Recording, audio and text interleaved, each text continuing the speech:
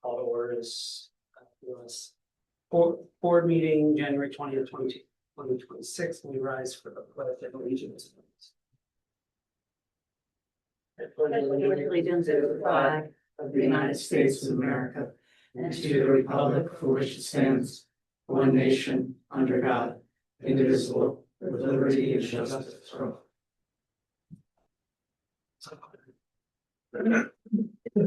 First item on the agenda is the consent agenda.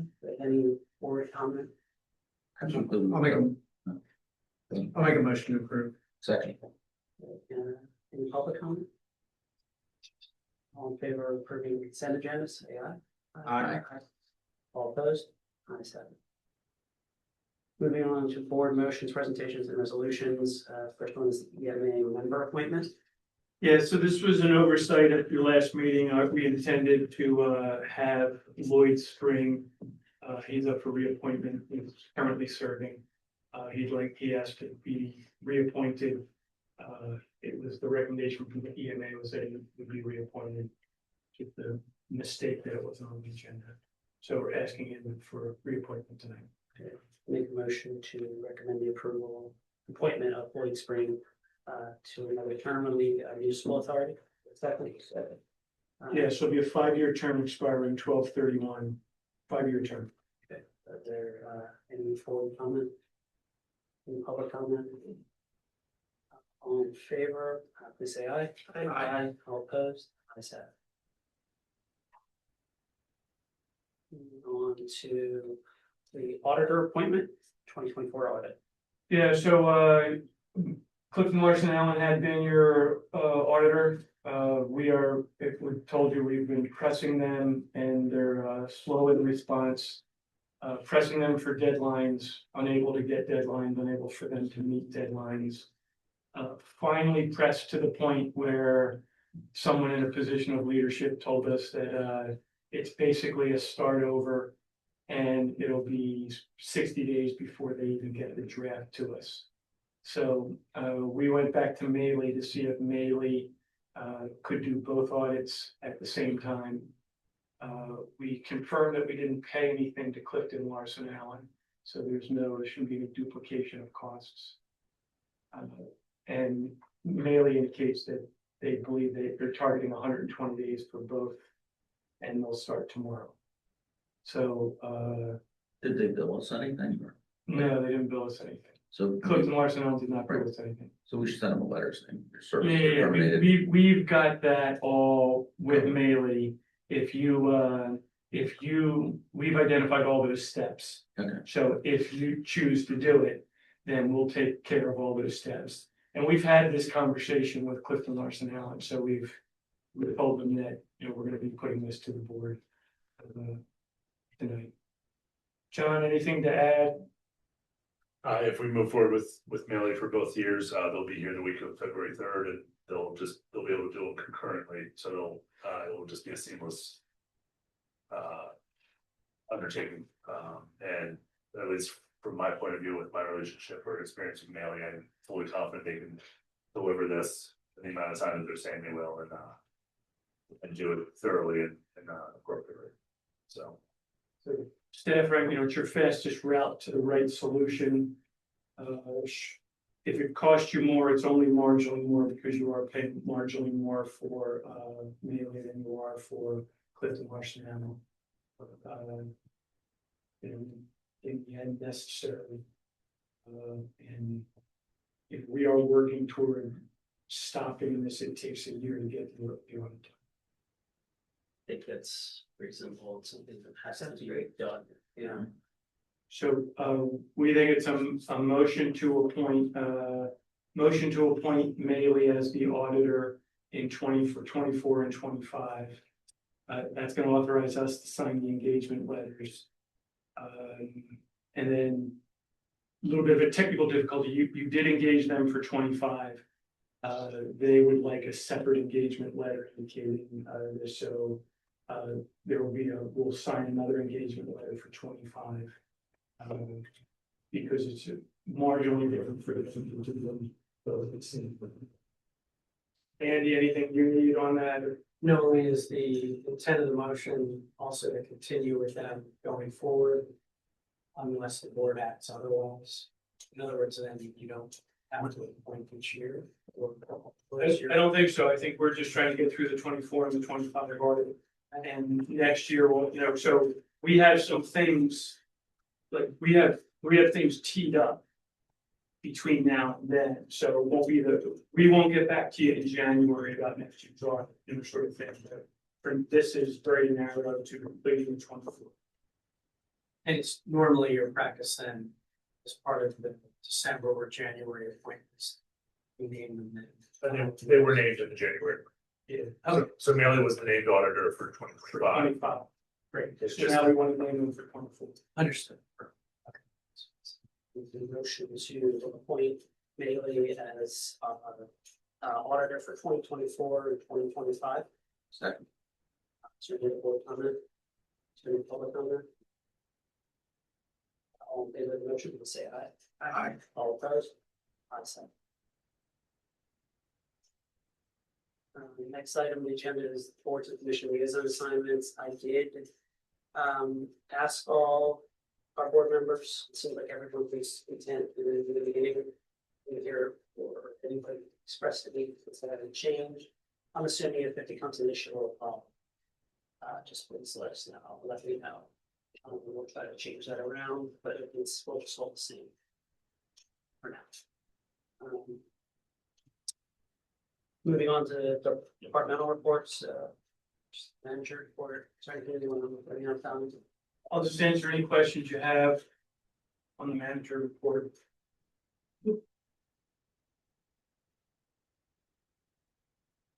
All right. John has some things he wants to talk to you about in his report. Sure, so tonight's packet has the draft RFP for the historic commission's historic property survey. It was trying to set up a somewhat aggressive timeline here. I want to make sure that the consultant that is chosen ultimately has enough runway to complete the project. So I put this before you tonight for review, and go in front of the HC at their regular scheduled meeting in February. If there's no objections, then with their final blessings that night, I would then make it live that Friday. So a little bit backwards, but that's because I'm trying to keep to a tighter schedule so that the consultant, once chosen, would have about 6 months with this project, which would I would anticipate likely needing to get it done. In consultation with, discuss this with both staff and a couple of members of the board, and Andy as well, that one of the items of language in there is that it's a repeal and replace.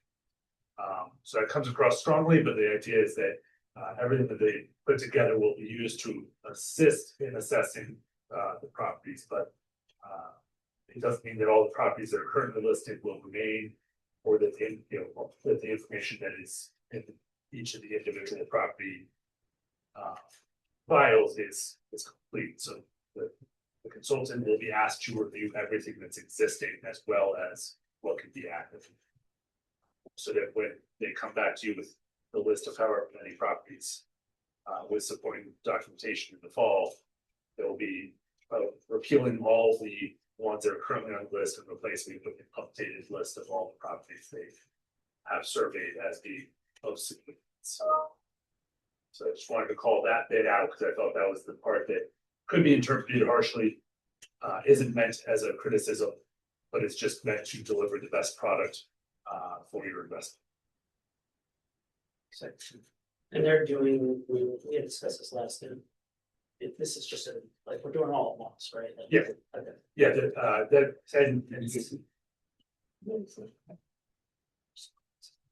separate from the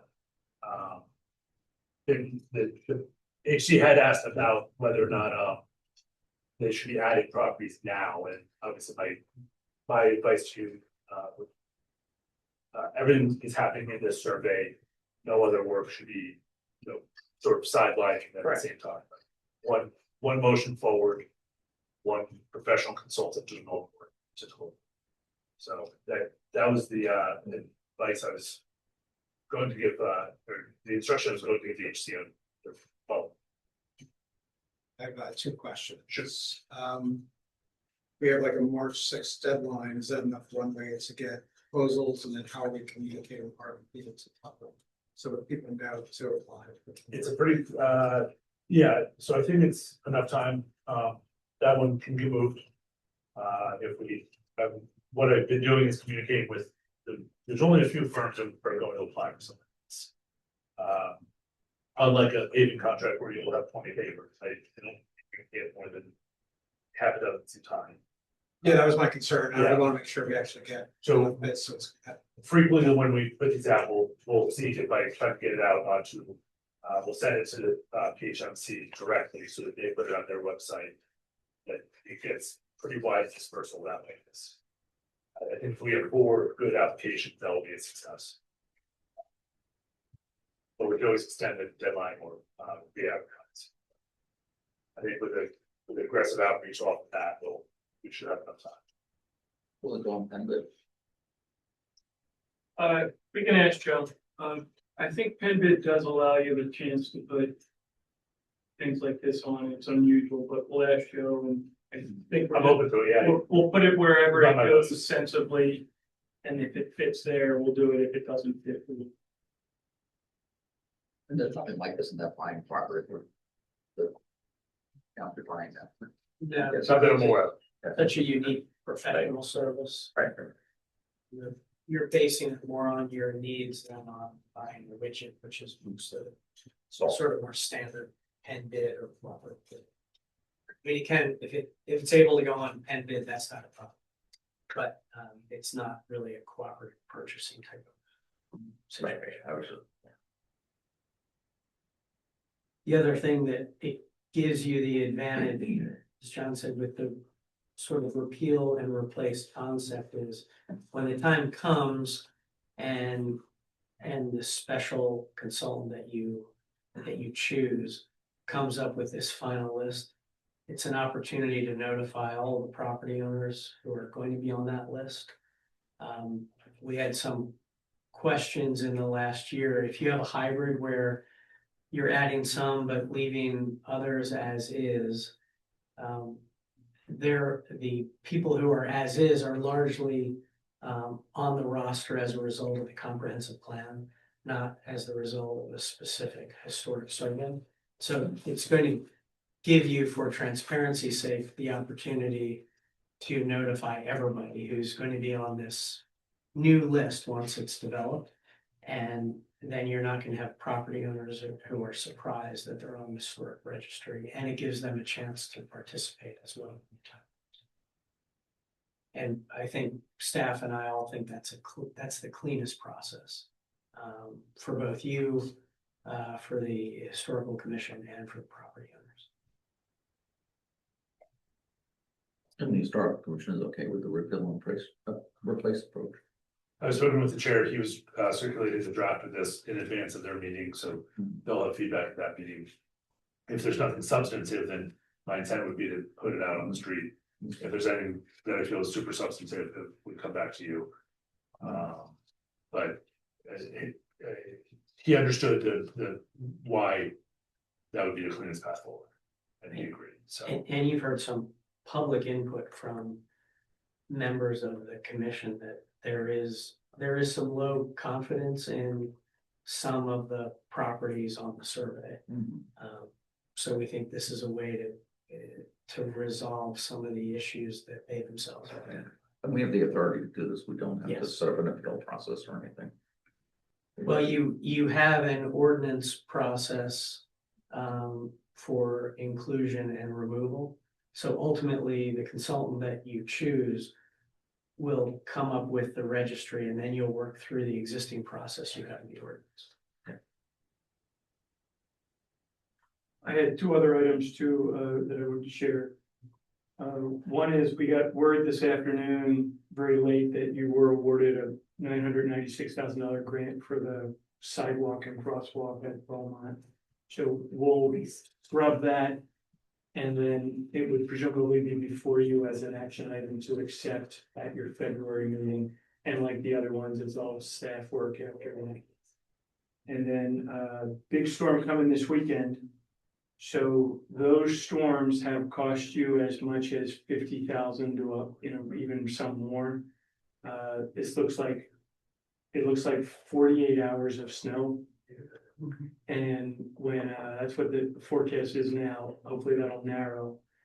And so it could be one of those very expensive ones for you. So we're doing our best to match the response to the need to keep the costs down. But those nor'easters are very expensive for you. And right now on the National Weather Service forecast, it's 48 hours, even if it can change, it's still a very, very expensive storm for you. That's it. Any other, board comment about anything else on departmental reports? Moving to regular business, it's liaison assignment policy change proposal. Eric, I think you let me put this on here. Yeah, I've been meaning to bring this up for a while, but I always keep forgetting about it, but now seemed like a kind of a good time to chat about liaison assignments, because it was gonna be a liaison assignment day. So I was thinking that, the liaison assignments themselves are a bit antiquated, in the sense that, to me, it feels like, the way the policy is drawn out, we're going to meetings to, I guess, observe and report back. But I'm wondering if it might be a little more helpful to have a more proactive approach as a liaison. Meaning that the policy change would be that instead of just going to meetings to observe, which anyone can do online, there's a proactive requirement to go out and reach out to the heads of the various ABCs. Kind of with the idea that it will help foster more discussion. I think it also kind of takes away any sort of impression that when you go to these public meetings and you speak, you're like, there's always kind of that confusing aspect of whether or not you're communicating for the board on your own behalf. I think it kind of like puts a little barrier between, what should be a free flow of communication between the various ABCs. And so I was wondering if you guys would be interested in kind of reformulating the policy to kind of more reflect, I guess, technological changes and kind of how we conduct meetings. And because I think any of us can go to any meeting we want pretty easily, virtually, and can report back what the agendas say and what happens at the meeting. But I think it might be more fruitful if we were reaching out proactively to the heads of ABCs. So just want to put that out there. I have no specific idea in mind in terms of how we formulate that, but I thought that might be a more constructive way to go about these assignments. And to me, it would seem to be more helpful that way, or at least in my experience. It's always been more helpful to talk directly to people who are in the chairs for the various committee, and getting their ideas and their thoughts. And I just think it'd be probably enhanced communication between the board and the various ABCs. So I like that idea. Yeah. Is it? I guess I'm not sure how it's different from what we do today, like. well, instead of the difference is that right now, as the policy is written, you're just supposed to go to the meeting, which was great 10 years ago when there was no virtual meetings, right? Because there was no other way to know what was going on aside from reading the agenda. That doesn't exist anymore. So, I think the act of just going and appearing there, it's nice to get FaceTime, but I don't know if that's the most effective way to get FaceTime. The policy says you have to go, is that what? Well, I think it's something to that effect, right? Okay. You were supposed to go to attend these meetings. I haven't read the policy, so it's something, Okay. but I think it's something to that effect. Or at least that was kind of my impression when I went through it, initially. So I don't think it's really much of a change, as you said. Like, it's not supposed to change the relationship. The idea is that we're still interfacing with the ABCs, but we're doing it in a more effective manner. So instead of the emphasis being, gotta make sure I get to the meeting, it's, did I make sure I contacted somebody from the ABCs and talked to them directly? Now there's kind of a pitfall, right? Which is that maybe you're not getting the full story from the chair, but I trust the ABCs appoint good chairs who represent their interests and can represent their interests to the board when they need to. I just circulated your existing policy, is policy 110, and I just circulated it to everybody, just so you have it. Yeah, For reference, if you're looking at potential changes. Yeah, and I don't have a proposed change right now in hand, so I just want to put this out there because it seemed appropriate under, because we have the liaison assignments on the agenda, so. Just something to think about.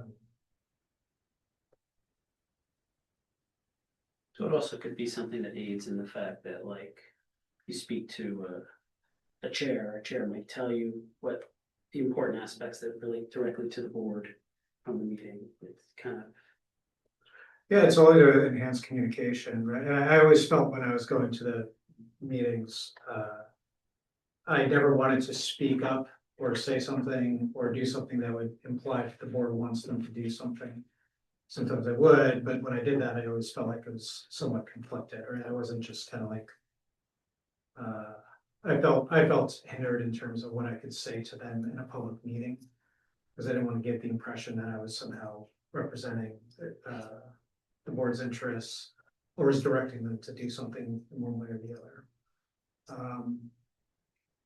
And I think it's confusing sometimes to the public too, when a supervisor shows up to a meeting and then starts saying things. And what does that mean? Like, do they have more say than a regular member of the public? Not really. So I don't know. The aim is just to enhance communication. So I'll kind of take a look at the policy when we come back next meeting with the. Yeah, it'd be interesting Plan. seeing what the actual wording would be different. Yeah, I think it would just be as simple as just you will meet with the chair or talk to the chair at some point. At least once a month or something kind of fact. Nothing crazy. Like I don't think it would change much to the existing policy. It would just change the manner of delivery. That's all I got. Thanks. all right, thanks, Eric. Any other, Michael, you asked about the AI enterprise grade license? Yes, so, I actually talked to big companies about this. Everybody knows AI is out there, AI is popular. AI is useful, right? I use it to write emails and stuff. For large companies, AI is problematic because if you use the free version of AI, when you type something in, it becomes, and you should treat it as though it's public knowledge at this point, right? It becomes part of their training set. They can sell it as data. It's all just out there. So a lot of companies are in a position, they don't want that, right? So they can tell their employees, don't do that. But as a practical matter, AI is so useful that the employees don't necessarily, I'm not impugning anybody's character or anything, but people like to use it. So what a lot of companies have done is they paid for like Copilot or Gemini or, GPT, so that they can then say to the employees, you must use this version because when you pay for it, they will not sell your data. They will not use it for training purposes.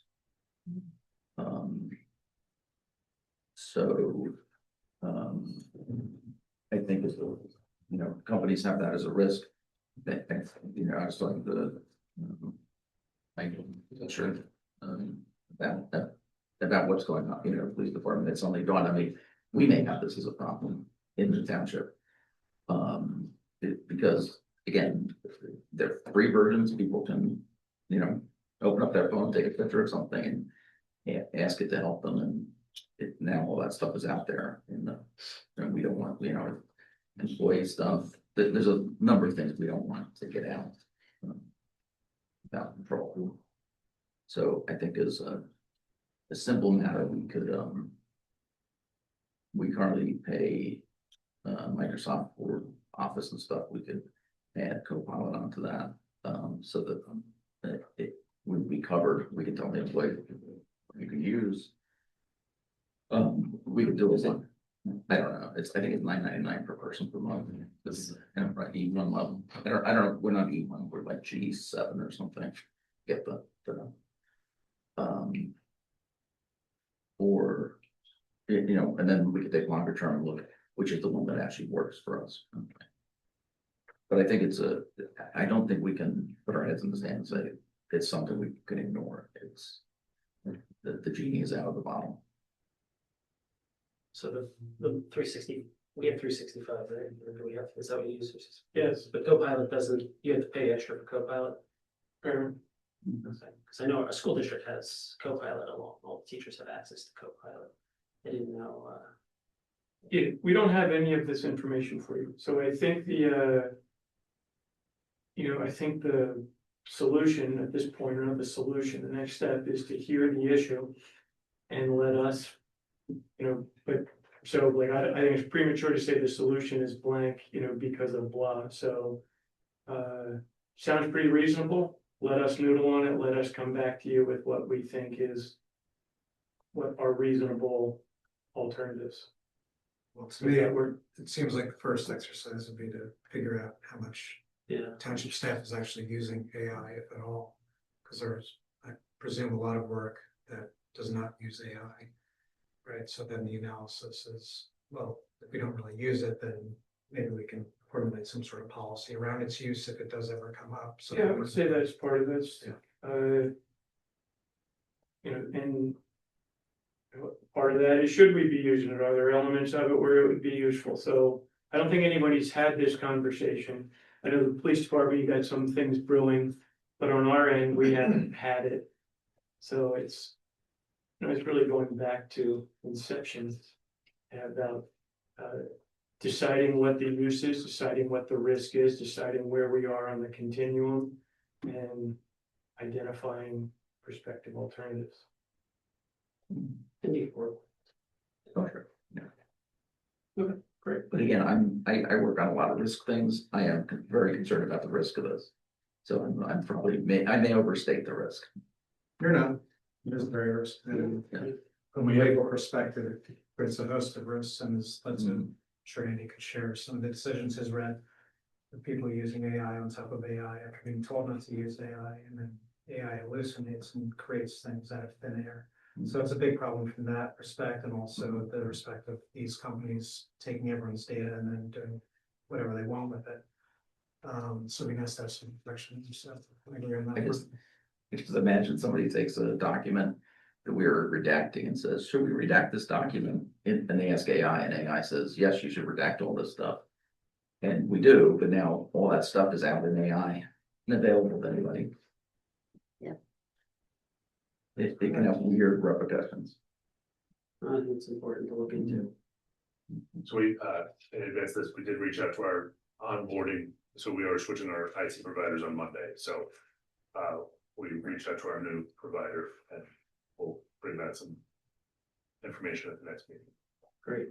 So I think on both of your items of regular business, you're really just gathering information for future meetings, but because you've listed it, you should probably check if there's any public comment on either. Absolutely.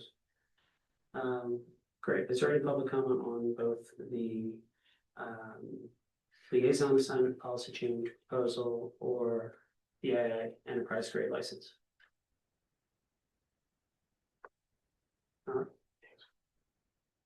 Thanks for a reminder. Moving on to liaison reports. For Wind Devon Business Associations, I have not heard anything, no report there. Citizen Communication Advisory Board. I think they met earlier this month, but I wasn't able to attend. ECAC. When we reviewed their 2025 accomplishments and determined what they wanted to do in 2026. EMA. That helps. Mostly just paid bills and things, so. Environmental Advisory Council.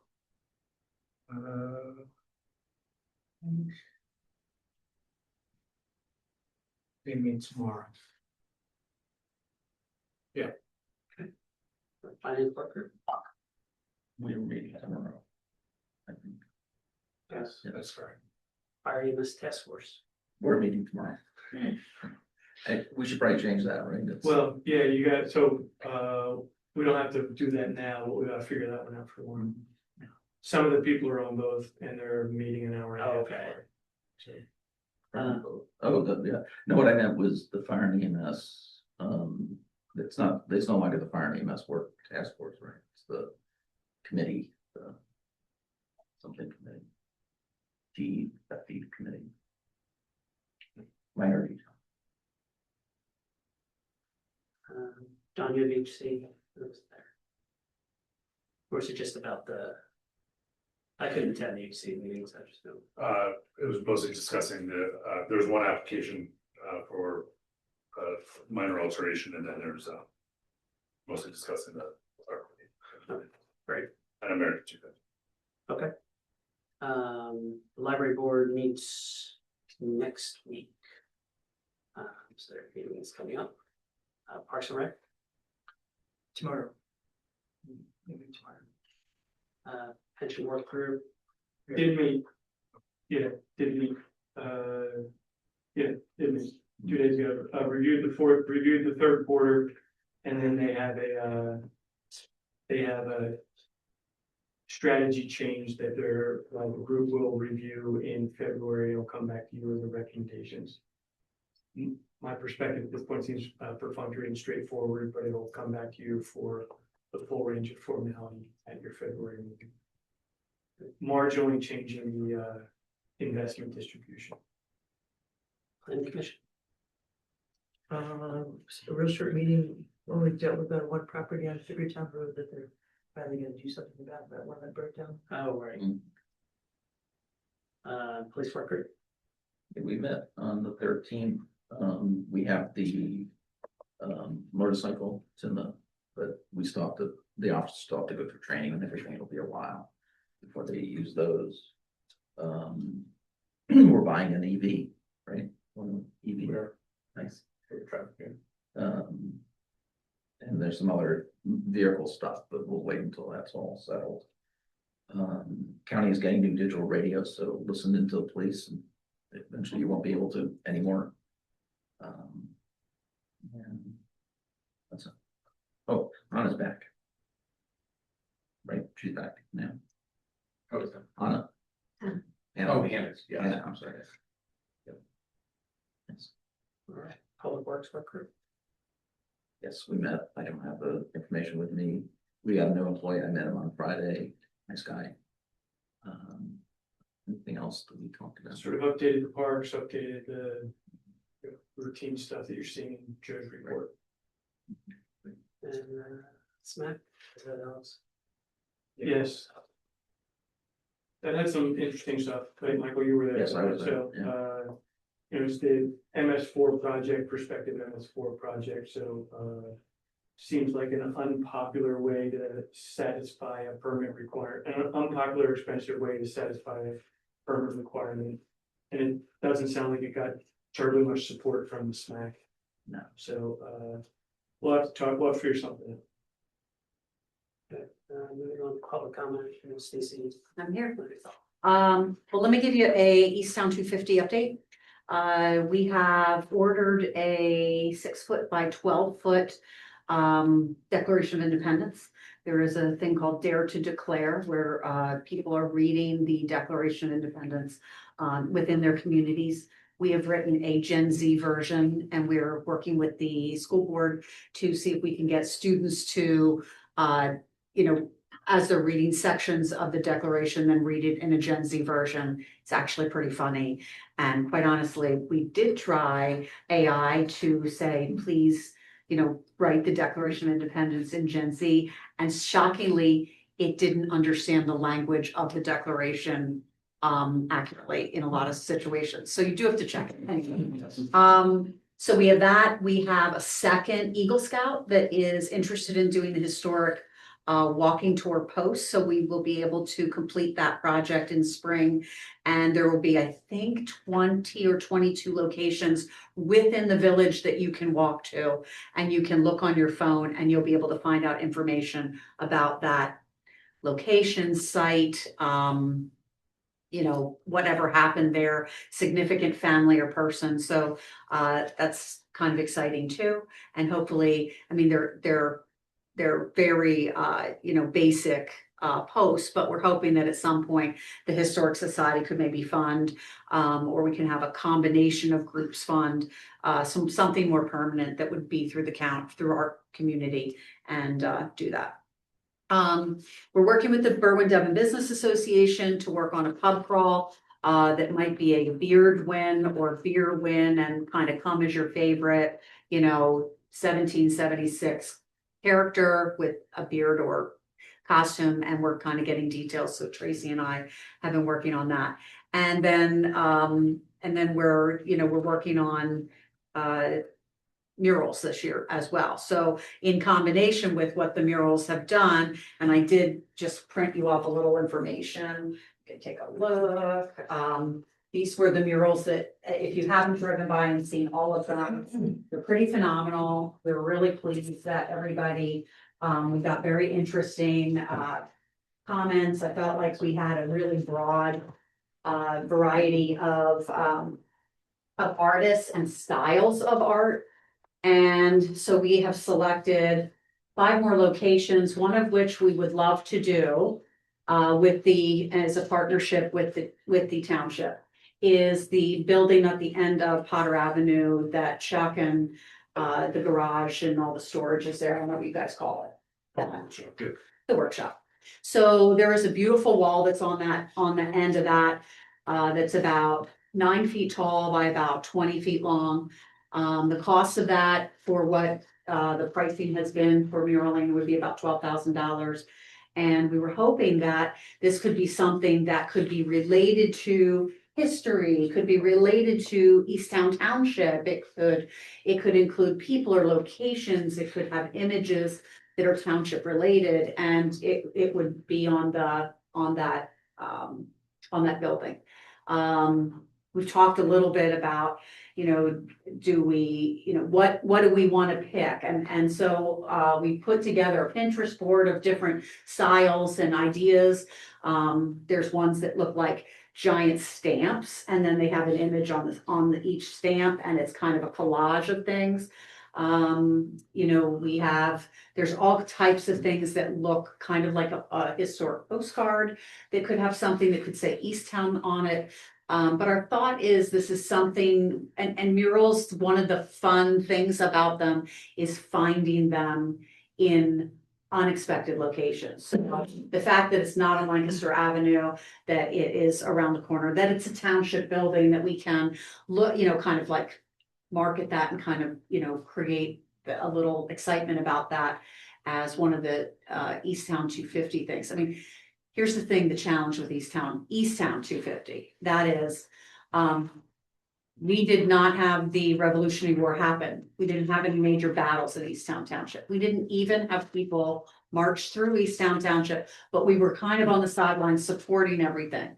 So the things that we've been trying to put together for Easttown 250 have been more like, let's celebrate community. Let's bring people together. Let's have fun together and celebrate the history of our country, but celebrate our community as a whole, because we have a lot of really great people in our community. And I feel like it's a very small town. I mean, we're a small town where you see people at the farmer's market or at the Wawa or at La Cabra, and you start recognizing and knowing them, even more so than, I don't have kids in school, but I see people around town that I recognize. So it's not just like I see someone else's, other parents that have similar, like, sports team that my kid is on. So, I feel like our community has more depth than that, and really is really connected. And I feel like I have seen in the last, really since even a little before the pandemic, that I felt like people in our community really do pull together.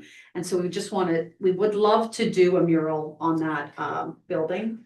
It would be, and the way we have posed this with other locations is, some people are perfectly fine that we select it, but in this case, I would think it would make sense for the board to be actively involved in an artist and their style selection, as well as giving a prompt to an artist and saying, we want something that reflects I'm making this up. We want something that reflects our community, a now and then, or, something that encompasses like things that are important to us in Easttown Township. And these are the 5 or 10 things that we think are important to us. So I'm here to ask you if you would consider having a mural at the end of that building, and would consider funding that.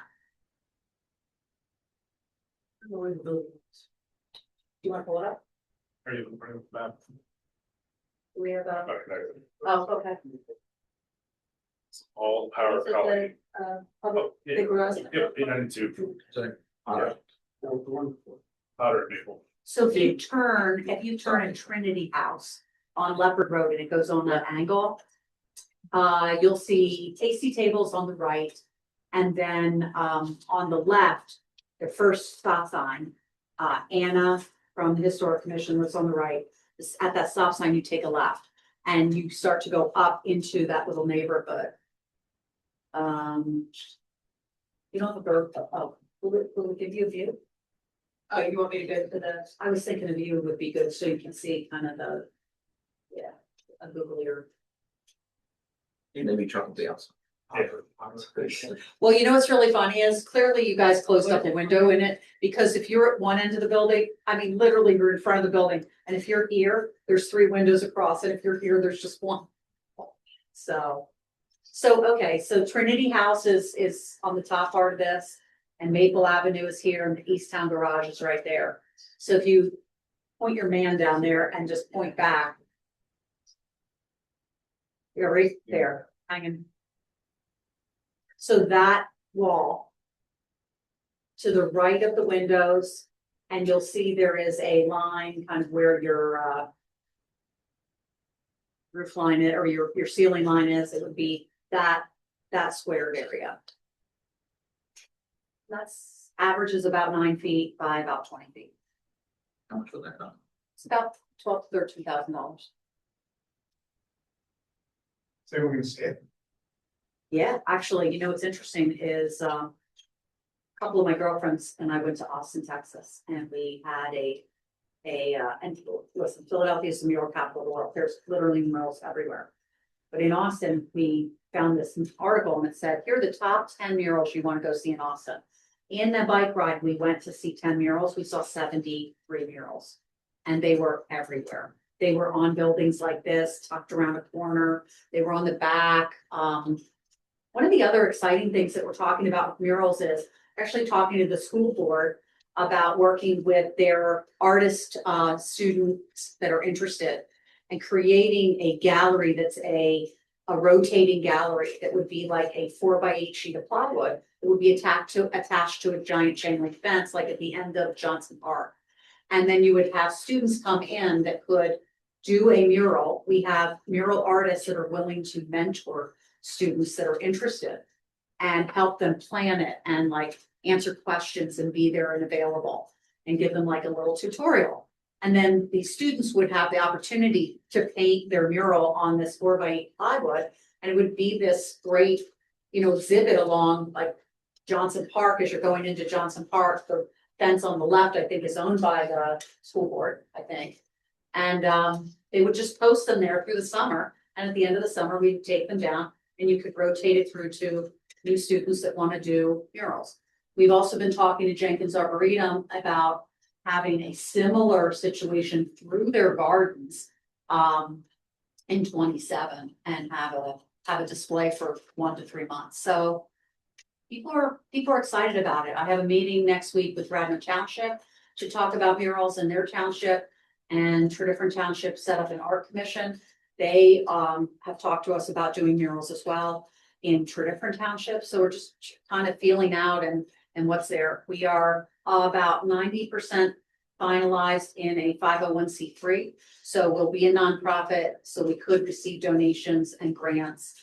If somebody wanted a mural on their building, they could make the donation to our 501c3 and then have that mural, you know, put on their building. So we've got, it's a lot going on, but we thought for America and East Town 250, this would be a great opportunity to get the township involved in.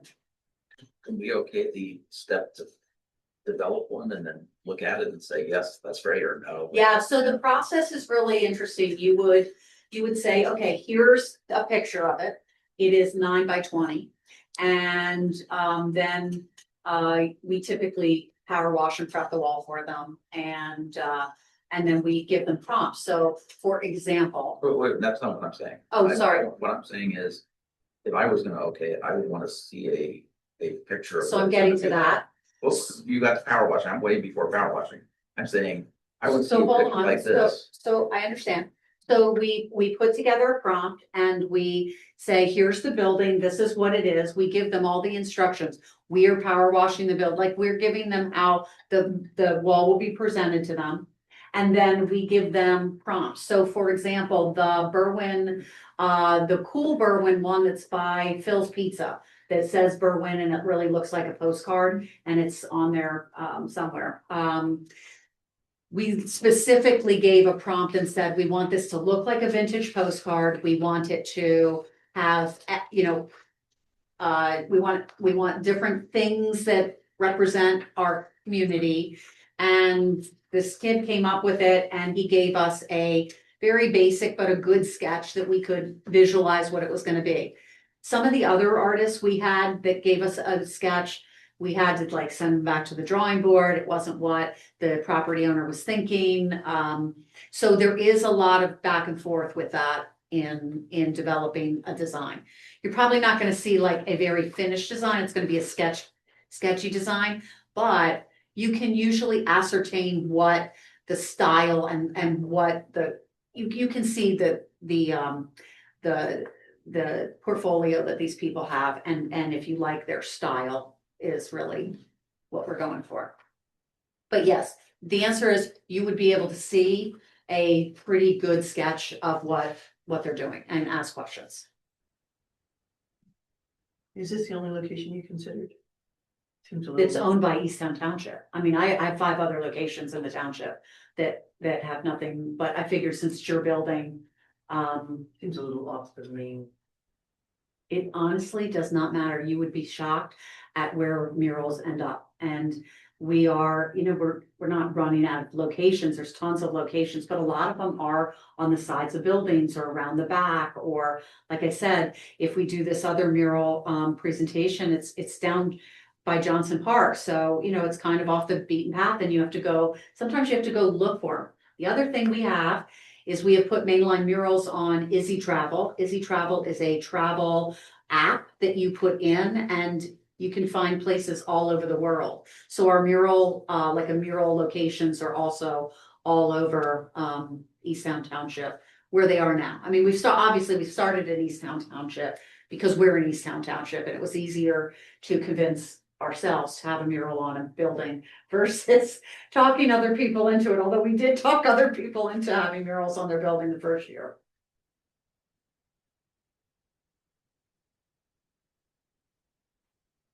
I support the arts and whatever, I mean, I'm in support of it, I think it's a nice thing to do.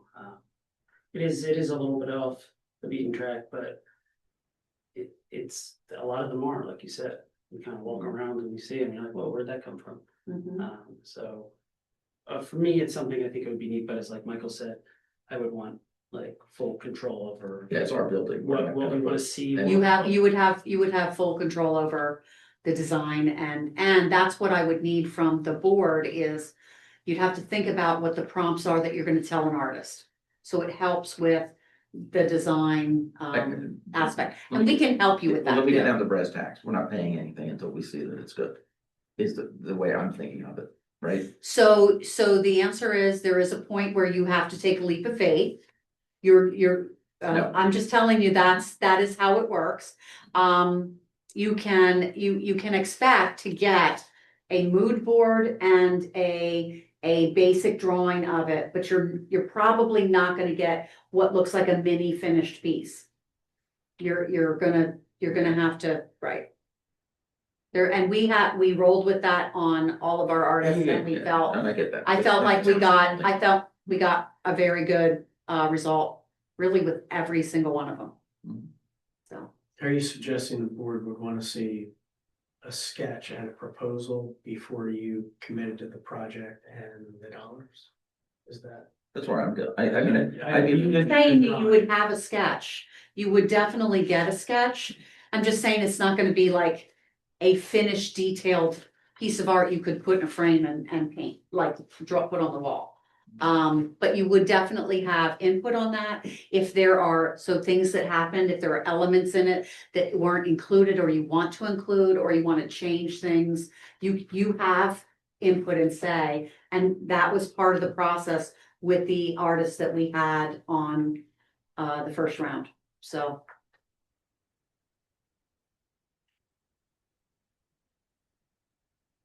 Michael, I'm with you in that sense, but I'm a little worried, right? I'm not just concerned about not getting a good product. I just would want to make sure that we get something that we like. And that's the most important. But, and it's not just that we like it, that it's not a message that we don't support. Correct.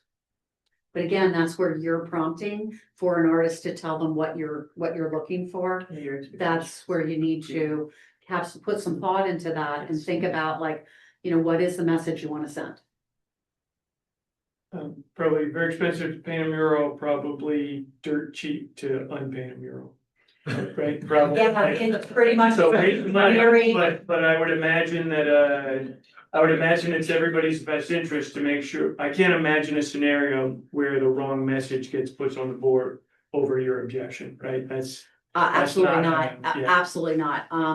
The people that we have, gotten that applied for it our first year, all of them were experienced mural artists. All of them understood what the task was, and they did pick and choose different locations that they were comfortable with. And some of them were like, I'm just interested in doing a mural, and, they were okay where we put them, but, I think with yours, and again, like I compare it to the one that says Berwyn, we had very specific prompts on that, and he delivered it even more than what we thought would be, and I thought that turned out great. That one is not a $13,000 mural. Obviously, there's so much detail in that. That is like about maybe $20,000. And that's probably not far off in size from that. It might be 6 feet longer, but it's not far off. Just to give you a gauge. Is there a mural I can look at that in Berwyn it's a $13,000 quality?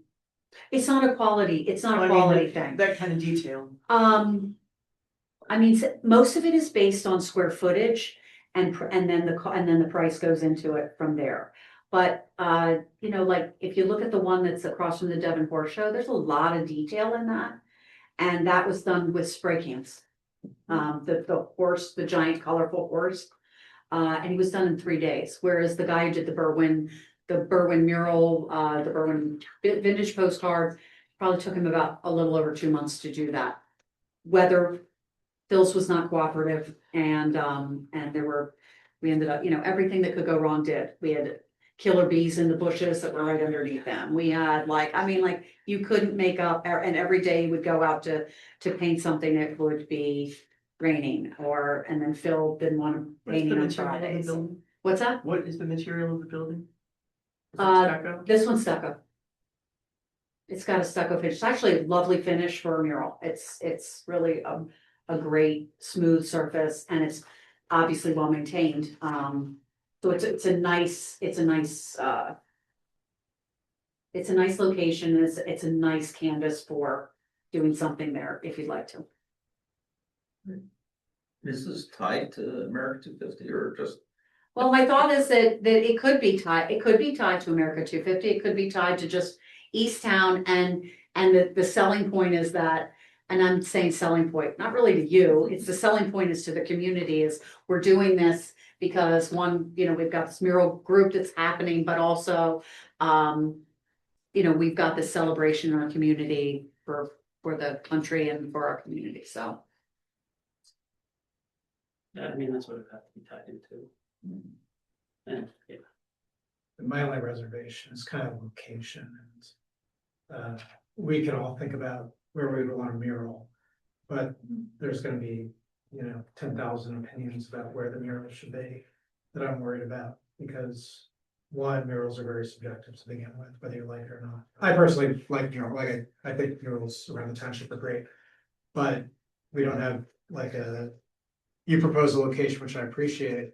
I don't know that I've ever driven by this more than once in, the 10 years I've lived here. So my concern is that if we're gonna spend, there's a price tag to it, Mhm. I don't wanna get scrutiny because we spent that much money on a mural that nobody drives by. And like, we're on the hot seat for that. So that's my concern. Not that we do So it, but you're I think always, it's a I good. just want you to know, you're always gonna have somebody complain, because when I was on Park and Rec, everyone complained that we had this like fun, like whatever, Everyone yeah. complains about everything. they complained about it all. But, well, my concern is that, if there's complaints and we didn't do our due diligence, right, and exploring all potential Sure. locations, that comes back to us. And so, maybe that is the best location. But this is the first I've heard of the project, so I would like to explore that a little bit more Sure. before we pull the trigger on. I think the other thing that I like about this for you guys is it's your building. So really you have ultimate control on it. And certainly you could look at a building, you know, that's along Lancaster Avenue. But then do you have someone that, listen, if you could get us into Goodwill and we could get a big giant mural on the side of that building, that would be pretty awesome. But Agree. I can't get anybody to I call me think, back, yeah, well, good luck. How much is a sign on Route 30 that says mural this way? right?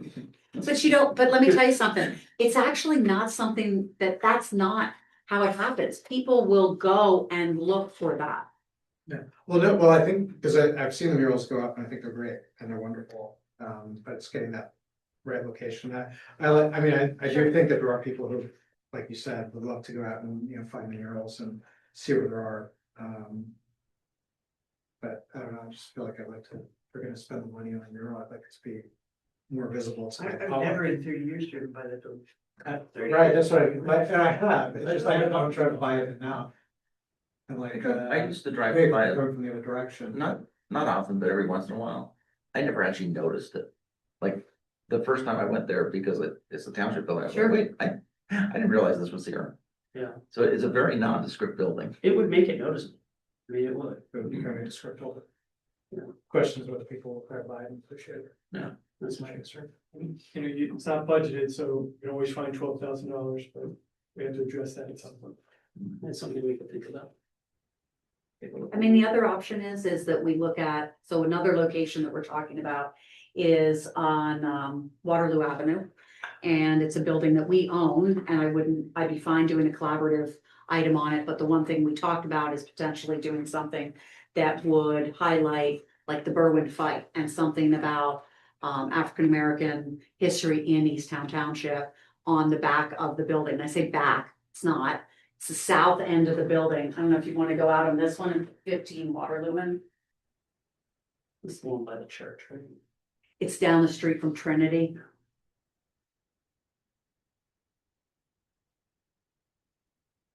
There you go.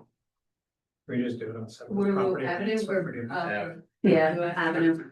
They won't even notice. Yeah, They won't even notice. It would look That's what natural. I'm thinking. So It's on red. the south end of that building, which is. Yeah, you have to go down, sorry, you have to go down the road a little bit. Yeah, that way. Now you can turn around. It's next to Isolate, but it would be that. It would be that wall. And my thought was we could do a mural that was 2 stories high on one side. And then maybe have something about the Berwyn fight written on the other side, which could be kind of cool too. I mean, that would be amazing. It would be an amazing mural, It would right? be amazing for not only our township, but our African American community that has felt the need for this to become more known throughout. 100%, no, 100%. I like that idea. So I mean, that could be something where we collaborate together on it and have a plan.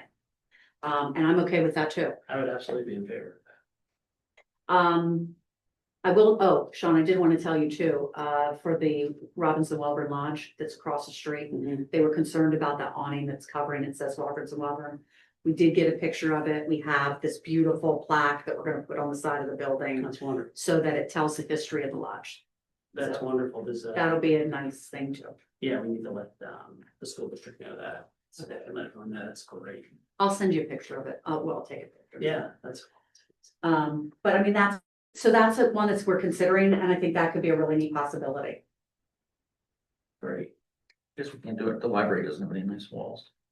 I know, they have too many windows, but you know, there's things you could do in between too. That would be, I think that would be an amazing. Yeah, it would. And that Waterloo Avenue gets so much traffic. Yeah, That would be, that would be a real. So if you want to talk about that, if you want to do that, we could certainly, work on a collaboration that way.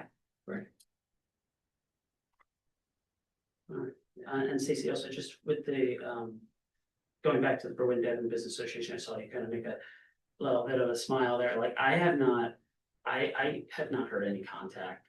I know, so if You wanna send me so- something every now and then? Yeah, it's frustrating. So she's experiencing the same thing I've experienced before the pandemic, and that is businesses are so busy and they have so many other obligations that if you try to do things at night, it's not like the 80s where you had a card exchange and people didn't have anything else to do, and that was like their social thing. Now it's so hard to get people to come out after work, even before work for breakfast, and so we're kind of struggling in how do we collaborate businesses, and then maybe the business association model should be morphing into something else that is, doesn't do meetings like the old style business association. So Just keep me up to date, we'll do.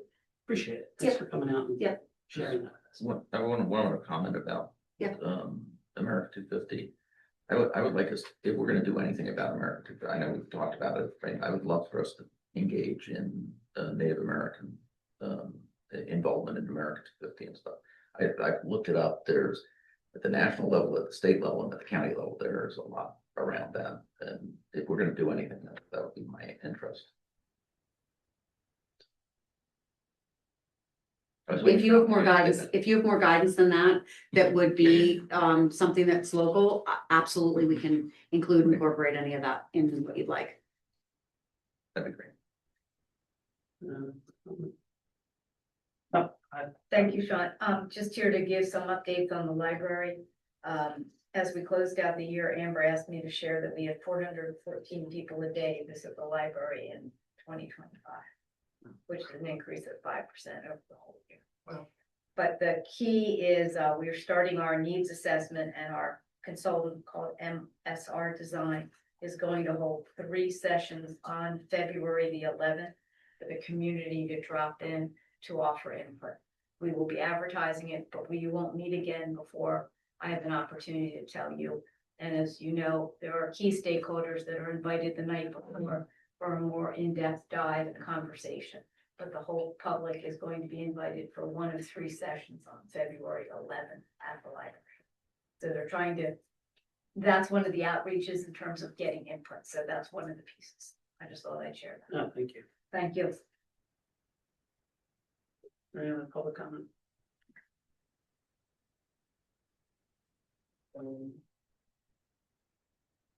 Moving to the announcements.